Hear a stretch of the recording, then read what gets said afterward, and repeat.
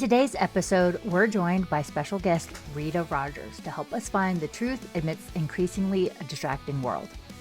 We'll uncover the potential dangers of fluoroquinolones and then challenge the common assumptions about the safety of Tylenol and Motrin. Keep listening for an insightful discussion that will equip you with the knowledge to make informed choices for your health.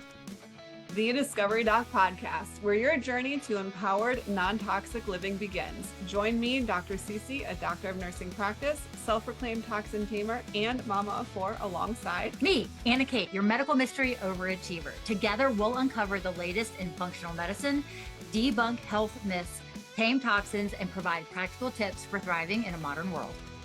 Get ready to take control of your health with expert insights, raw stories, and actionable wellness strategies designed to help you and your family lead vibrant, toxin-free lives.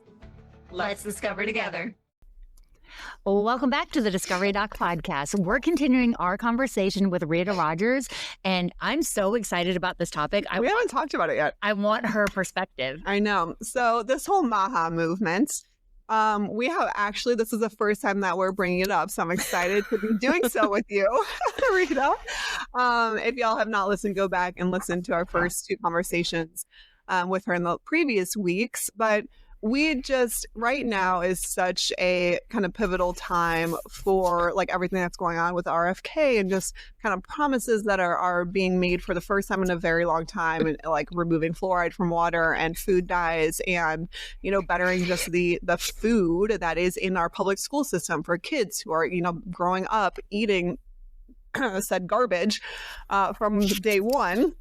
So we're just going to see where this conversation goes. What are your thoughts? What are your hopes? I guess we could start with. What are your hopes in terms of what is going on right now in the political world?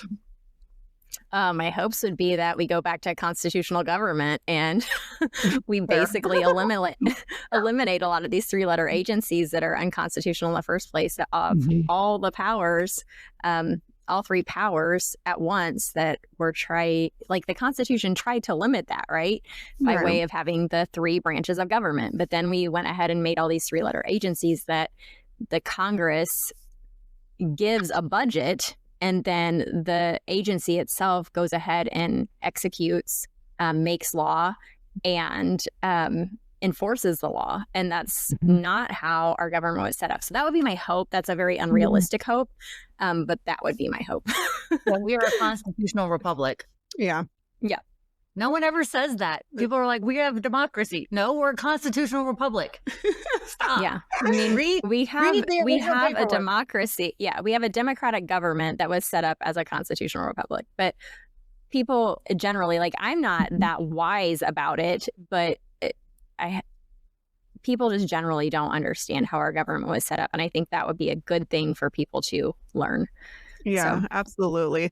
With the health side of things, this is where I'm super cautious, only because of how our society is kind of set up and how long it's operated a certain way.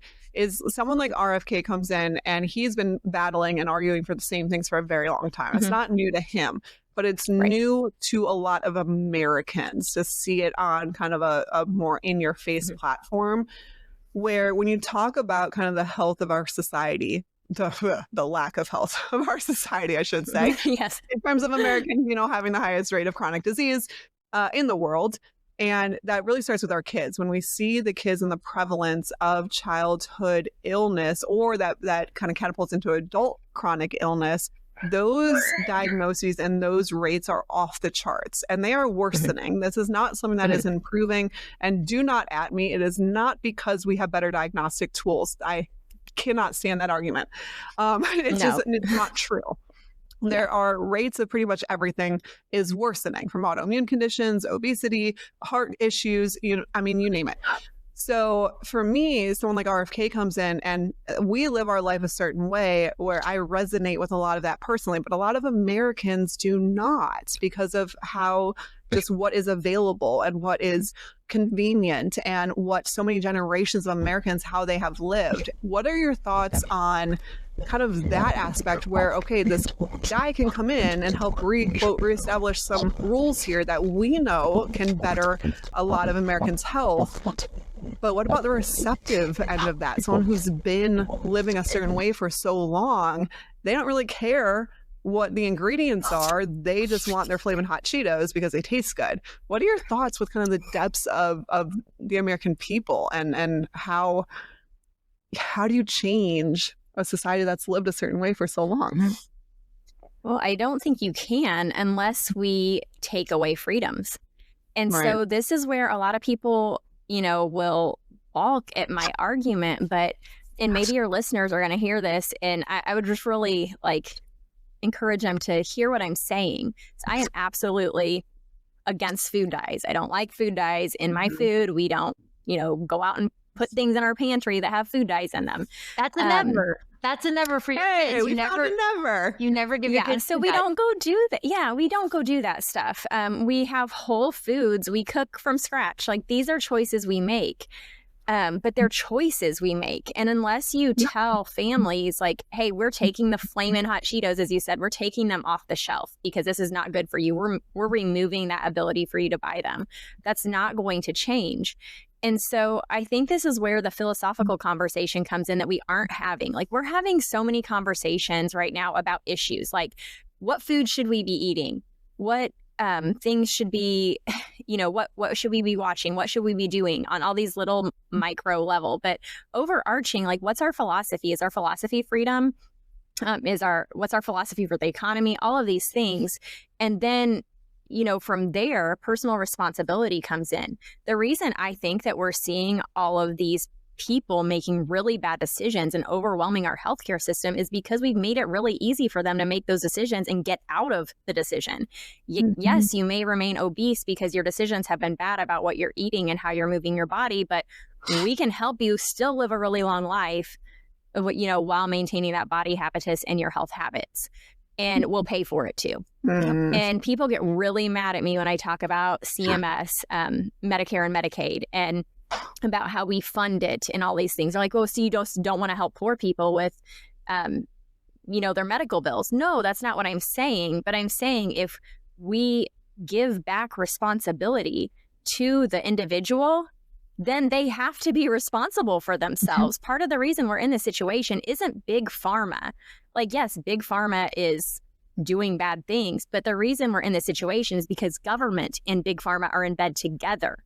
That's the reason, because government and big food are in bed together. If we remove this and separate this and just have big pharma over here and just have government over here, and we haven't done this public-private partnership that is unconstitutional in the first place, then we put responsibility back in the hands of the people. We put the finances, government stops taking, you're paying for it anyway.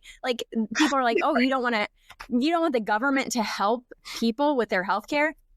Dude, the government isn't helping you with your health care. You are. Somebody else is paying for it. The American people, the government doesn't have money without the American people, and people do not understand that. Yeah. They tax us, they print money, which also takes money from us by way of inflation, and then they give it back to people. So they take it and give it back. It's a cycle. If the government stopped taking our money and giving it to these industries and then funneling us through the industry, by way of pharma or food or whatever, if we just maintain personal responsibility, a lot of these problems would go away. And I don't think these problems will go away easily. I feel so sad for RFK when I hear him say, I'm going to make America healthy again. I'm like, oh, but I think he is, I'm sorry, I'm rambling now. I'm on a tangent, but I think he has a big heart. There are so many things I disagree with him on, but there is so much I agree with him on. And I really think he has a heart for the people. And I feel sad when I hear him say, that he's going to make America healthy in 4 years, and how much of a task that is for one man to take on his shoulders, because he can't. Yeah. He can only, I hope, my hope for him is that he is able to disentangle some of the bureaucracy from the public corporations and allow people to have a choice again, get better information to the people. That would be my hope. But I don't know if you guys saw Bill Cassidy, the head of, I think he's the head of the finance committee, not the other one, but one of the committees that did the hearing for RFK. He put out a letter explaining why he did, in fact, vote through the committee to advance RFK's nomination to the head of HHS. And he basically said that he had a meeting with him and that he is binding RFK to him to meet with him monthly and like have all these meetings with him, and he won't be able to I can't remember the exact language, but basically was stating that he's not going to allow RFK to overturn any of the current research on vaccines and things. And so I feel like he's going to have a really hard fight against the politicians that have been in Washington for a long time. But I just hope he can disentangle some of the public-private partnership and reduce the size of HHS. That would be very good. Yeah, even making that public knowledge is big. So we know, any of us who are in healthcare should know that there is bias present. We should know who is funding certain studies. We should know why studies are not unbiased and that they are very political based and very just money based in terms of profit. So I think even that fact, just making that more public knowledge by saying, hey, like connecting the dots for the average person and then allowing that person to do deductive reasoning and figure out what they want to do. But I think when you were talking, something else that came to mind that I think is a huge feat is the marketing aspect. Is we don't turn on the TV, average Americans, and get inundated with walking and movement and mobility and, you know, whole foods and nutrient dense diets. We get marketed with quick short-term solutions to a chronic problem. You know, we get marketed the fact that, oh, you are obese, okay, here's the GLP-1. And then even like, did y'all see the Super Bowl commercial last night? Yes. For her, hers and him, hers. Yeah. Okay, so at first I was drawn in and I was like, oh my gosh, look at this commercial. This is amazing. I'm like slapping my husband. I'm like, yes. And then I knew what hers was. I didn't realize there was a Hims side to it too. So I was kind of confused by that. And so then I get to it and I'm like, oh, you're just selling a product, which is a GLP-1, which is a medication, and you're bashing the people who are profiting off of that medication and then turning around and offering the same medication.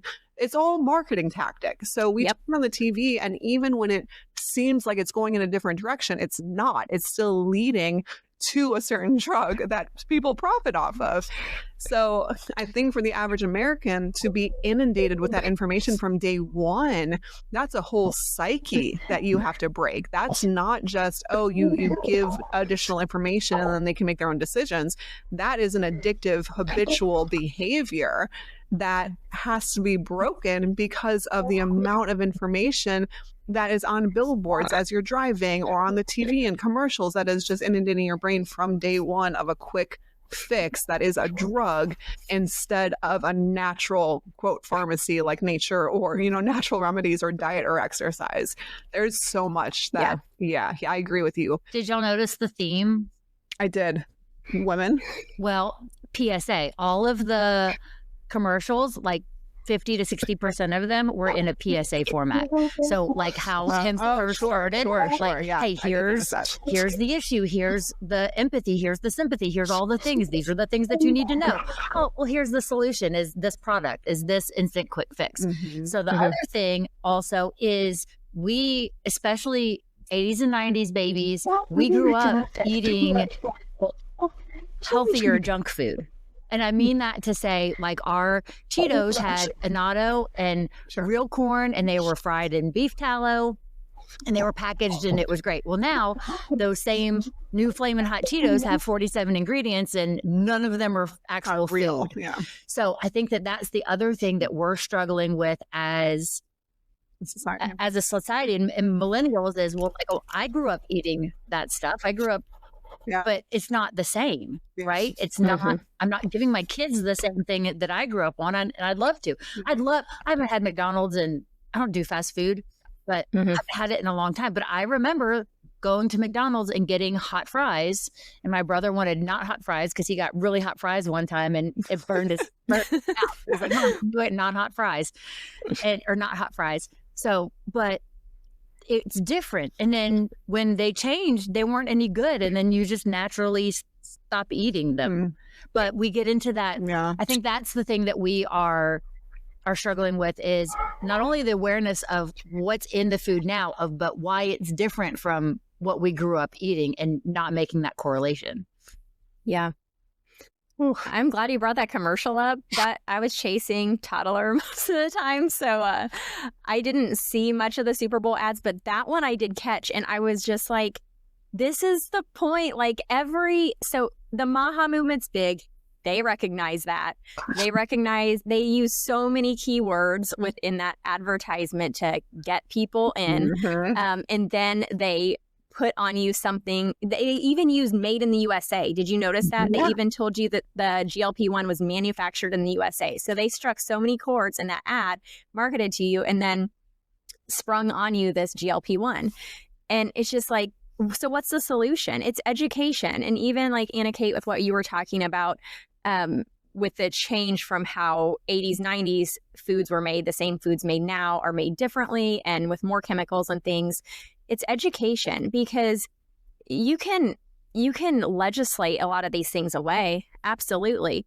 But there's going to be a bad side to that as well. And not necessarily within just like the individual ingredients, like that's fine, whatever. But when you continue to give things over to the government instead of require personal responsibility, we're going to end up in a bad place. And so how do we change that? We keep educating people. And let's be honest, like there are a lot of well-educated people that understand these things that just don't care. Like you can't make people care. Like I know so many people that buy all the things that, you know, we're talking about that are not healthy for you, that are causing disease, that fully know that they do, and they just don't care. So I really think the best answer is education and putting personal responsibility back on the person. Right. It does come down to that, because, and I stress this a lot, is like there are good starting points in terms of education. Like let's take the EWG or that Yucca app or whatever. But at the end of the day, everything can be bought. So if you look absolutely, even with like the EWG, if you look at certain ingredients and in something that's EWG verified, you'll find an ingredient on there of something that's EWG verified that on a different product is labeled as, you know, a 4, which is kind of mid-grade toxic.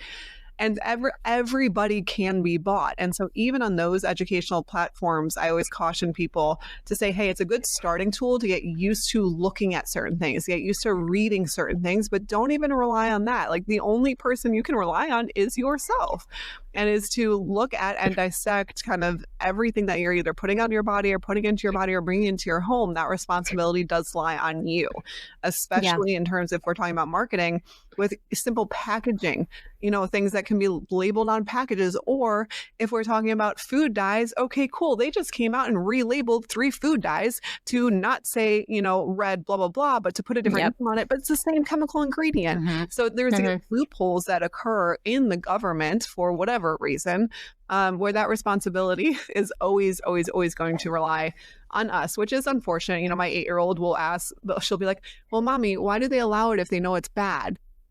And I'm like, I have no answer for you, you know, because it shouldn't be up to us to have to dissect the grocery store to find actual edible foods that are not chemical causing issues. Antifreeze should not be in salad dressing, but it's in every single one. But unfortunately, here we are. So deep dive question for you. With all of this kind of going on, what are some of your hesitations, or what do you think that people should be kind of the most cautious of? There's this huge movement, and I think huge movements often lead to people being a little blind or bandwagony, or honestly distracted. What is something that you're specifically kind of cautious of, that you're just kind of watching from the background a little bit right now? People tagging onto this movement in the same way that they tag onto others. And asking the government to step into the parents' role. I just think anytime we ask the government to step in and do the job that parents should, we're asking for something potentially dangerous. And I just think people really lack a foundational understanding of the things that they need to understand and make decisions for their own family, and overcomplicate things that shouldn't be overcomplicated. Like talking about all these foods and things. There are areas in which it is very hard to discern and to understand, like when it comes to plastics and chemicals in our water and, water supply and all those things, that's hard to avoid, But when it comes to foods, it's really not. And it's really not that complicated. I just tell people, like, eat the food that God made that man didn't try to make better. And when we get back to a foundational understanding, it's very simple. And so I think that a lot of times we're trying to outsource all of these decisions and all of this education and all of this information back to the government because we think it is too complicated for us to do on our own. Yeah. But I would just caution people against that. And I would also say that Christians are kind of like I can bring up Christianity and things. That's okay. Yeah. We're going to dive into that whole topic next segment. Okay. I thought this was okay to, bring that in, because I don't ever want to make people feel that they can't hear me because of my belief system and things. But I obviously I am a Christian, and I think the medical freedom community has during the COVID times, people kind of joined this whole medical freedom community and thought everybody was very like-minded. And now I'm seeing a lot of Christians cross over into these new age areas without realizing it, because they hear things like Christ consciousness or things like this. And this whole Maha movement, it's great to be aligned with people who are like-minded on one thing. That doesn't mean Christians can't associate with somebody who's non-Christian and both believe that food dyes are bad. That's great. But I think Christians need to be aware of what they're aligning themselves with overall. And I don't know, just be a little more discerning. Yeah. That new thought. It's there's new age and then there's new thought, which is we're going to talk about that next segment. Yeah. So anyway. And AI. Oh my gosh, you guys, I'm not going to go into it because I could talk for an hour about it, but AI, biodigital transhumanism, all those things sound really out there, but they are here. They are hardcore here. And people need to be discerning with that. It's not something we can stop, but it's something we can discern how we take it in our own lives. Mm-hmm. All right. So we are going to stop this conversation here. We're going to continue it next week with a Christian worldview, which I hope that you will join us for, because it's really something that is important to both of us, and especially having on guests that are like-minded and expanding that view. So if you have a question or you want to join the conversation, visit discoverydoc.com/podcast page and drop us a voice memo or a question, and we will answer it on a future episode. Some risks are worth taking, but is this one of them? Today, we're diving into the real impact of, say it, I can't say it. Fluoroquinolones. I wanted to add an X in there for fluoroquinolones on your body, your environment, and why it's time to start paying attention. Okay, so fluoroquinolones, we've talked about what they are, where we can find them, food sources, as well as what infectious agents they could potentially be prescribed for you or for your family members. And now we want to get into the nitty-gritty of questions that are important to ask your healthcare provider, because there's more and more evidence coming out that fluoroquinolones are leaving patients disabled for life. There's actual doctors and practices out there who have dedicated their time completely to seeing patients who are injured from fluoroquinolones. So that is why it is important for us to kind of dive into the nitty gritty of it. So fluoroquinolones, they were first introduced in the 1980s. And You're fine. I can't. Guys, I was sick last week, a week ago, and it's just lingering, and it's really annoying me, but here we are. Her ears are stuffed and everything's stuffed. Fine. No, to me, everything I can hear. Yeah, but you sound fine to us. Okay, great. Okay. Anywho, you sound like you're stuffed up. I am. It doesn't sound like it does in your head. You're fine. You're okay. I hate that part. I hate when it gets stuck. Like Yes, right it's just stuck. Where's my girl Rachel? I need my chiropractor. Anyhow, fluoroquinolones, they were first introduced in the 80s. And they quickly became popular because of their broad spectrum activity, which we've talked about in previous episodes. Go listen if you have not. They can treat a wide variety of infections with just one antibiotic. So obviously that makes it very appealing to the practitioner. At the time, they were kind of this breakthrough of modern medicine, and they were seen as a really awesome and potent alternative to older antibiotics. Which is why it got overprescribed as a, hey, Yes. this will cover everything. Yes. So it's very easily fall into that rabbit hole of, okay, great. I don't know what this is. Fluoroquinolone, which is a very dangerous place to be, and they should be used very specifically. So despite that early success, as AK was saying, overuse and misuse began to raise quite a bit of alarms. And in recent years, the FDA actually issued a black box warning, which i.e. is the most serious type of warning for a medication, for fluoroquinolones due to severe and sometimes irreversible side effects. Right. Not cool. Not cool. These include nerve damage, like peripheral neuropathy, so in your extremities, hands, feet, tendon ruptures, and a wide range of neurological side effects like confusion, hallucinations, and seizures. Are these all on the inserts? Yes.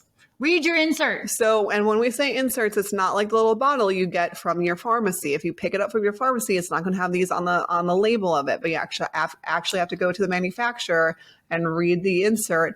And or if you know, and again, what's the ending of our fluoroquinolones? Pop quiz. Floxacin. So if you see that you are getting prescribed an antibiotic that ends in floxacin, these are questions to ask your healthcare provider and understand your risks for. Yes. Okay. So tendon rupture and musculoskeletal damage. This is one of the biggest and most concerning side effects of fluoroquinolones are tendon ruptures, especially with the Achilles tendon. Ow! I know, but also shoulder, elbow, and other tendons. Studies have shown that people taking fluoroquinolones are at higher risk of things like tendinitis and that tendon rupture that increases with age if you have any kidney dysfunction or kidney disease, and or if you are using concurrent steroids. It's so severe that the FDA in 2016 urged healthcare providers to reserve these antibiotics for only serious infections if and when no other options are available. So last resort. No question. How long does it take to get to this place where tendons are rupturing? On a fluoroquinolone? within a couple days. Couple of days. So this is not a chronic antibiotic. I had a patient who I got from a previous provider who within 7 days had an Achilles tendon rupture. Yeah. Yes, this is not chronic exposure. This is acute exposure. Yeah. That's scary. Yeah. Neurological effects. Fluoroquinolones have been used or have been linked to neurotoxic side effects, dizziness, confusion, tremors, memory problems, even hallucinations. It is definitely more concerning in older adults where cognitive decline and confusion may already be kind of taking place.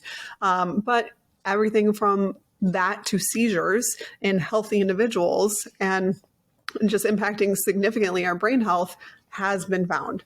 So yes, this is a drug class that should be used very, very specifically and seriously when it is life-saving and there's no other alternative. Please know that. A big one that you won't find a lot of conventional doctors talking about is the mitochondrial damage that can also occur from fluoroquinolone use. The impact on the mitochondria, powerhouses of the cell. If we go back to high school biology. Yep. It's where your LDL lives. It's the powerhouse of the mitochondria. You need LDL. Yes, you do. But mitochondria produce all energy parts of the cells. And so fluoroquinolones can damage that, leading to chronic fatigue, weakness, and other long-term issues, our ability to detox and help the longevity and kind of healing or the antioxidative activity when cells are being broken apart too quickly. We can have patients who have chronic pain and muscle weakness from fluoroquinolone use. Another big category is gut dysbiosis and immune suppression, because fluoroquinolones can absolutely disrupt the good microbiome the opportunistic organisms within your GI tract, but also kind of like the flowers that are blooming within your GI tract.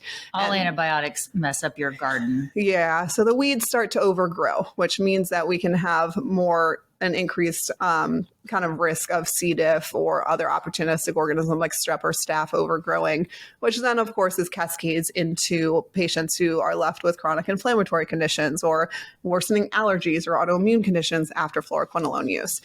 These percentages are pretty wild. Now, it might not sound wild to you, but it absolutely is wild to me, where for something like a tendon rupture, so you can have a healthy individual where there's 0.5% of patients, 0.5% of patients are ending up with long-term disability, like i.e. needing surgical intervention from taking an antibiotic.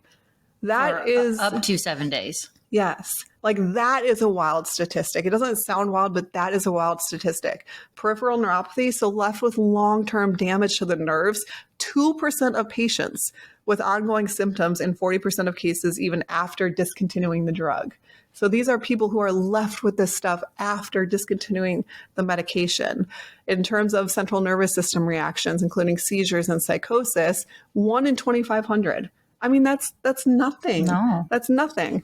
Affecting 5 to 10%. I mean, it's something because it's high comparative to. Right. I'm saying like that, yes. Like that is wild. But 5 to 10% of patients with mental health symptoms, 5 to 10%. Like that risk factor, that is huge. In terms of something like an aortic aneurysm, people are at 2.5 to 3 times higher a risk in patients on fluoroquinolones. So, and even something like arrhythmias or QT prolongation, 1 in 1,000 patients, leading to risk of sudden cardiac death. 1 in 1,000. Okay, so what has to be going on that you need this class of antibiotics? What is so severe or so like, what are the things? Because I know that it covers a wide variety. So sometimes it just gets prescribed because they either don't take the time or don't do the additional test to figure out what it actually is. I would say if someone is septic, like bacterial meningitis, things that I'm more scared of you dying from sepsis than of the percentages of this. Like that would be my line of stuff. I never use it ever. There's no reason for me in primary care to ever use this medication. Ever. If a patient has a UTI, a kidney infection, if there is some sort of pneumonia,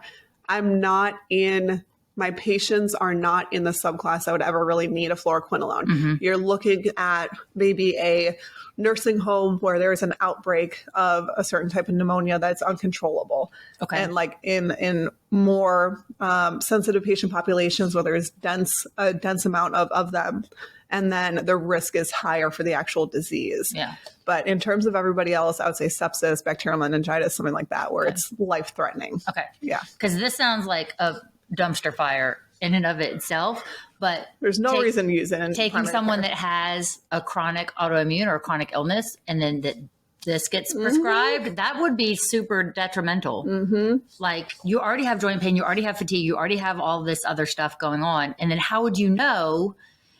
And I'm sure it happens because people go to their allopathic doctor and they get prescribed this. But if you have all these other symptoms and then you have these additional symptoms on top, you wouldn't know the difference. Right. Unless like it's absolutely severe. And I know I've talked about this before, that my Lyme fatigue is different than my lupus fatigue. Yeah. Like lupus is a little bit more manageable. It's still exhausting, but it's a little bit more manageable than the Lyme fatigue was. So having all of like variables. Yeah. Like how would you know? Like I don't even remember now. It's been a minute, but I don't remember my doctor sitting me down and saying, hey, here's all the side effects for doxycycline and here's the cascade that's going to happen. And because we're treating a viral infection with a bacteria, an antibiotic that is only used to treat bacteria, and it's not going to do anything for the Lyme, but I'm telling you, it's going to it's going to help with your Lyme. But here's the cascade that's going to happen. And then here's the other antibiotic that I'm going to have to put you on in 6 months or a year or whatever. And like, I am still in the process I haven't been on antibiotics in since like 2019. And I'm still in the process of healing all of that Swiss cheese damage and from the Lyme and the antibiotics because the antibiotics pissed them off and put them away. So all that to say, I'm just tying it back to kind of our story, and just ask the questions, be aware, be, if you have thought about or have been on long-term antibiotics, like we're going to get into that in a little bit too, of like what to do instead or what the alternative is. But my doctors have never told me the contraindications. This one you should always be told. So remember, fluoxetine, if you are getting an antibiotic that ends in a fluoxetine, unless you are in a life-threatening situation, please challenge that. And we'll talk to you on the next segment as to how to do that. Mm-hmm. So this episode hit different, didn't it? If it makes you think of someone, don't keep it to yourself. Share this episode with them now. Let's spread knowledge, because knowledge is power. The more you know. Mike, Super Short Show. You've heard it your whole life. Doctors say Tylenol and Motrin are safe for kids. But is that the full story? Today, we're busting one of the biggest medical myths out there. Okay. I don't think it's safe for anybody, especially not kids, but they recommend it. That's the first step, is that you give your kid Tylenol before you take them to the ER if they have a fever. Yeah, and you rotate. You rotate your Tylenol, you rotate your Motrin. How many times have you guys been to, well, maybe not people who listen to this podcast, but historically, working in a conventional pediatric office, how many times is that action item? Oh, just go home, rotate Tylenol and Motrin every 4 hours. And that's it. And it's symptom management, right? So pediatricians often recommend Tylenol, which is acetaminophen, and Motrin, which is ibuprofen, for fevers, teething, pain relief. However, and it's like it's water, how much it's mentioned in conventional pediatrics. But nobody, at least in my experience, nobody will tell you the possible adverse effects, or nobody spends the time to educate you on what to look for. We're just told as parents, hey, this is safe. Do this anytime they have a little discomfort. Alternate between these two. Get rid of your fever or headache while destroying your gut microbiome and depleting your brain. So win-win. While they can be very helpful in emergencies, full disclaimer, overuse can definitely lead to some health effects that are not talked about enough. So Tylenol, we'll start with Tylenol. Tylenol is a go-to recommendation for babies and kids. Research is uncovering some pretty significant concerns with Tylenol. Tylenol is acetaminophen. Yes. So generic name is acetaminophen. Number one is that Tylenol directly depletes glutathione. Glutathione is the body's major antioxidant. It's the most important antioxidant that we have to detox through the liver. It is crucial for our immune support, again, for detoxification. Acetaminophen so rapidly depletes glutathione that it makes the body more susceptible and vulnerable to certain toxins, infections, and oxidative stress, which means to break apart cells a little bit too quickly. It's especially concerning in babies whose detox pathways are already not mature whatsoever.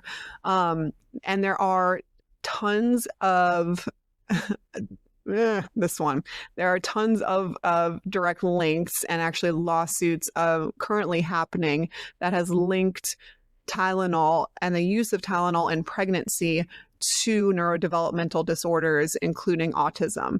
So that correlation between prenatal and infant acetaminophen use and an increased risk of autism, ADHD, and other neurological issues, because it is thought to cross the blood-brain barrier and contribute to inflammation in the developing brain. That is a huge one. So we are still told, OBs still tell us, hey, take Tylenol. You can take Tylenol in pregnancy, but meanwhile, there's tons of lawsuits going on for this reason. Like, at what point do we say we're not going to recommend this anymore? So it wasn't the post-delivery vaccine that the kid got. It was the mommy's back pain Tylenol use. Potentially. Yeah. I didn't say that out loud. And or how about the thought that before every childhood vaccination, you're told to preload your child with Tylenol? Because they get little fevers afterwards, or because of the pain. So in conventional pediatrics, we tell patients, hey, give your child a dose of Tylenol, come in, have the vaccines, get more Tylenol after. So you're depleting the glutathione. And then get them flaming hot Cheetos and a Mountain Dew on your way home. Which is, you're depleting the glutathione, which is helping the body detox, giving them an injection that's filled with things that we need to detox from, but you've impaired their ability to detox by directly giving them a dose of Tylenol right before and then continuing afterwards. Anyways, moving right along. And doesn't painkiller consumption decrease the repair and collagen cascade? Yes. Sorry, we're going to talk about that. Yes. Sorry. I just a whole rabbit hole. Yeah, okay. Exactly. Continue. Sorry. Acetaminophen also, so Tylenol has frequent use, has seen to dramatically increase the rates of childhood asthma, allergies, and seasonal allergies. One theory of that is that by reducing the glutathione or depleting it, we're increasing the oxidative stress or how those cells break apart in the lungs specifically, making them more susceptible to respiratory conditions. Liver toxicity. Acetaminophen is literally the number one cause of acute liver failure in the United States. And people take it every day. The number one, even in small doses, or in small overdoses, I should say, especially when combined with other medications like cold or flu syrups, can overload the liver. And so parents unknowingly kind of double dip and double dose by giving multiple medications that contain acetaminophen. I have a huge problem with it. Okay, let's talk about ibuprofen. Ibuprofen, so i.e. Motrin, right? It is considered ibuprofen too, right? Okay. It is considered a safer alternative to Tylenol, but carries a set of its own risks. Ibuprofen has been linked to hurting the GI tract and causing leaky gut. Any NSAID like ibuprofen is known to damage the gut lining and increase the permeability. And when you increase that permeability, you make way for more inflammation, for our digestive enzymes to not be able to develop as they need to, for our bile acids not to develop as they need to decrease our immune function within the GI tract, because it kind of lets things in and out of the GI tract that should be a closed system. Also increasing the autoimmune condition risk for later in life. And an NSAID is a non-steroidal anti-inflammatory drug. Exactly. It's a mouthful. It is. That's why I said NSAID and not all that. Well, for those of you that don't, because people say, are commonly referred to as NSAIDs, and it's on commercials and it's on all kinds of stuff. But if you don't know what it means, it just means it's not a steroid. Yeah. With ibuprofen comes kidney and cardiovascular risk as well. It can increase blood pressure, contribute to cardiovascular issues. And then the big one is fever suppression. We're told, especially for our kids, hey, anytime they have a fever, alternate Motrin and ibuprofen, or Motrin and Tylenol, and to suppress that fever. Why, as parents? Because we want our kid to be comfortable. But the reality is suppressing fever does nothing to shorten the duration of an illness. A fever is our immune system's way of attacking that bacteria or virus. So you're literally suppressing that defense mechanism, which actually in studies has prolonged the illness. So let the body do its work. Let it do its thing. You'll actually shorten the duration by not attempting to suppress that fever. Now, of course, there's stipulations there.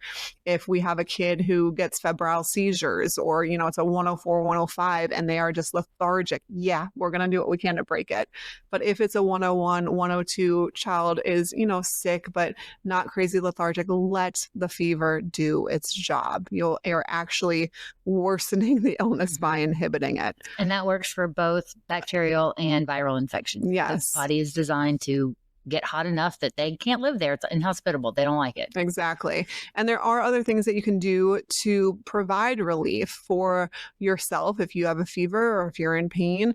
Obviously, hydration is a big one. You want to make sure to stay hydrated with your electrolytes, but tepid baths with some Epsom salt helps to soothe that discomfort without artificially suppressing the fever.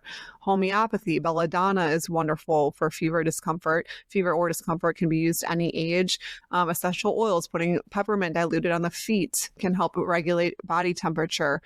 We always do the onion in the sock trick. No, I love it. But that works more in my opinion, for congestion and colds. Respiratory. Yeah, for respiratory. But peppermint diluted on the feet can actually help you regulate your body temperature. Chamomilla is a good one. So for kids, Boron has camellia teething drops that are just soothing if you have a kiddo who's in pain. It just has camellia in it. which is wonderful. It's calming, it's anti-inflammatory. Clove or copaiba essential oil is wonderful. It has kind of natural numbing effects. For babies, in terms of teething, you can do little breast milk popsicles or a frozen washcloth that they can kind of chomp down on to naturally help soothe swollen gums.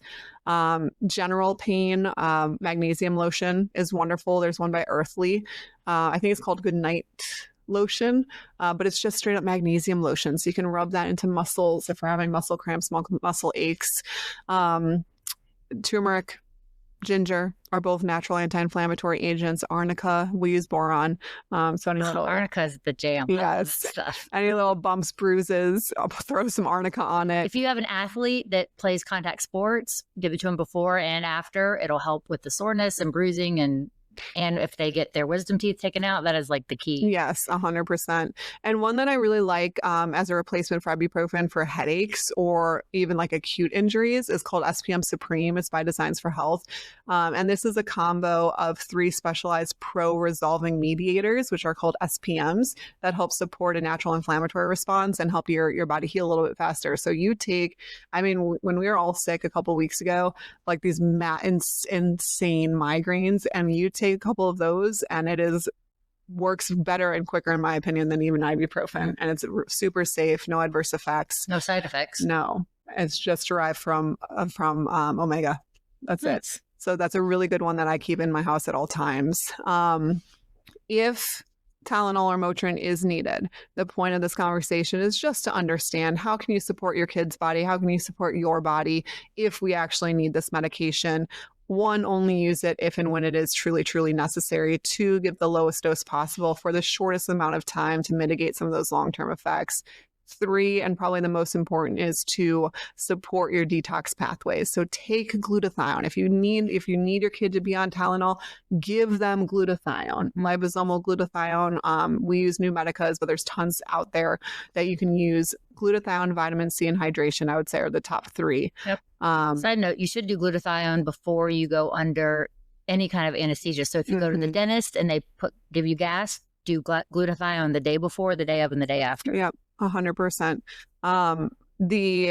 Try to avoid using multiple medications. Sometimes there can be acetaminophen and things that you don't know. And so you're giving straight up Tylenol, but then you're also giving your kid, or you're taking a cold or flu syrup that also has acetaminophen in it. So just try to avoid combo medications like that and prioritize your GI tract, especially after or during ibuprofen use. Mm-hmm. That's my spiel on Tylenol and Motrin. I'm done. Well, until next time, let's discover together.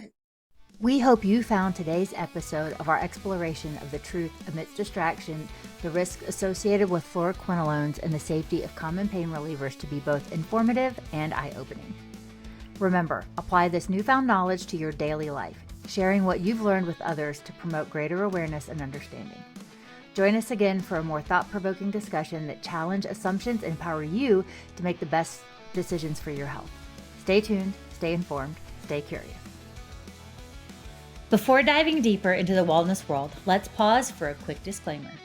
The information shared on this podcast is for general informational and entertainment purposes only. While we love being your Discovery Doc allies, we're not here to replace your doctor or healthcare provider. Consider us your fellow health explorers, sharing our findings as we uncover the mysteries of well-being. Always consult with a qualified medical professional before taking any action based on the content of this podcast. Just like an archaeological dig, this disclaimer may change occasionally, so be sure to check back for updates. Stay healthy, stay curious, and keep exploring with the Discovery Doc.